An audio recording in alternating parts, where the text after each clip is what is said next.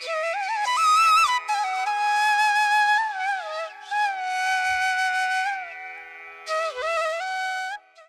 friends, welcome to today's Samayal. இன்னைக்கு நம்ம today's சமையல்ல குறைவான நேரத்திலே நல்ல ருசியா புதினா சாதம் கூடவே சேனைக்கிழங்கு வறுவல் எப்படி செய்யலாம்னு தான் பார்க்க போறோம். இது ரெண்டுத்தினுடைய கோம்போவும் வேற லெவலா இருக்கும். சிம்பிளான ஒரு லஞ்ச் பாக்ஸ் ரெசிபியாவும் இருக்கும், நல்ல ருசியாவும் இருக்கும். இதை இப்ப எப்படி செய்யறதுன்னு பார்க்கலாம். நான் இன்னைக்கு 3 பேர் தாராளமா சாப்பிடலாம் அந்த அளவுக்கு செய்ய போறேன்.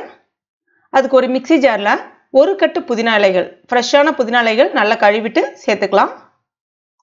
2 இன்ச்சு சைஸ் இஞ்சி, 8 பல்லு பூண்டு, ஒரு சின்ன துண்டு பட்டை, ஒரு கிராம்பு.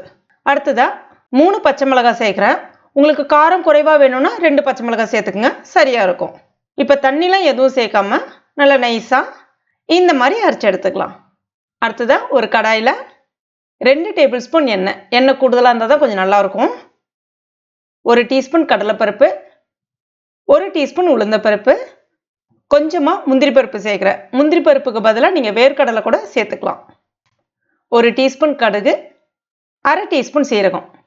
இப்போ இது எல்லாமே அப்படியே பொன்னிறமா சிவந்து வரும்பொழுது 2 வரமிளகாவை உடைச்சு விட்டு சேர்த்துக்குங்க. அடுத்துதான் அரைச்சி வச்சிருக்க அந்த புதினா விழுது சேர்த்துட்டு 1/4 டீஸ்பூன் மஞ்சள் பொடி, இதற்கு தேவையான அளவுக்கு மட்டும் உப்பு சேர்க்கிறேன். ஏற்கனவே நான் சாதத்தில் உப்பு போட்டு வேக வச்சு வடிச்சிட்டு ஆற வச்சுட்டு எடுத்து வச்சிருக்கேன். இப்போ இது ஒரு 5லேருந்து 8 நிமிஷத்தில் அதனுடைய பச்சை ஸ்மெல் எல்லாம் நல்லா போயிட்டு எண்ணெய் பிரிஞ்சு வர்ற அளவுக்கு இருக்கணும். இப்போ பாருங்க, இந்த மாதிரி நல்லா வந்த பிறகு 2 கப் வடித்த சாதம் ஆற வச்சுட்டு எடுத்திருக்கேன். நான் இன்னைக்கு பாஸ்மதி அரிசி தான் எடுத்திருக்கேன்.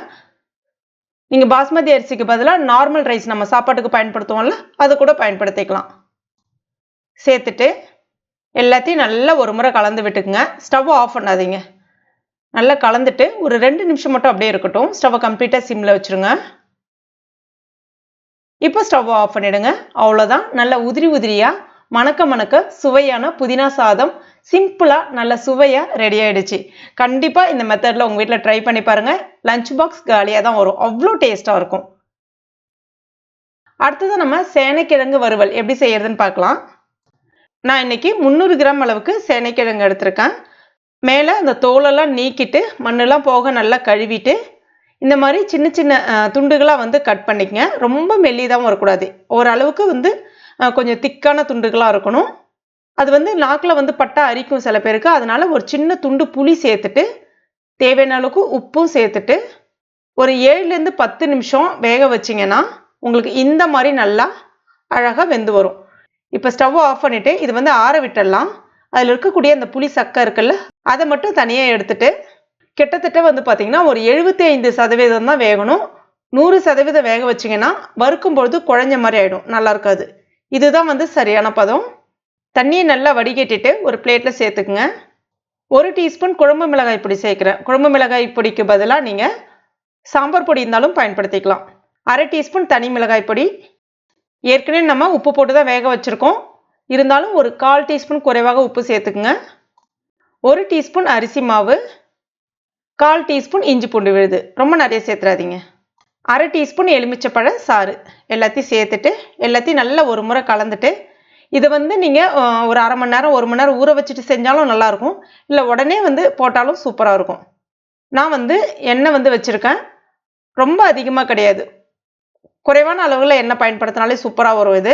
அதே மாதிரி நான்ஸ்டிக்காக இருந்துச்சுன்னா இன்னும் குறைவாக நீங்கள் எண்ணெய் பயன்படுத்திக்கலாம். நான் இன்னைக்கு இரும்பு கடாய் எடுத்திருக்கேன். இப்போ இதில் இது எல்லாத்தையுமே சேர்த்துட்டு உடனே லைட்டாக அந்த எண்ணெய் எல்லா பக்கமே படுற அளவுக்கு கலந்து விட்டுக்குங்க. ஸ்டவ் மீடியம் ஃப்ளேமில் வச்சுக்கோங்க.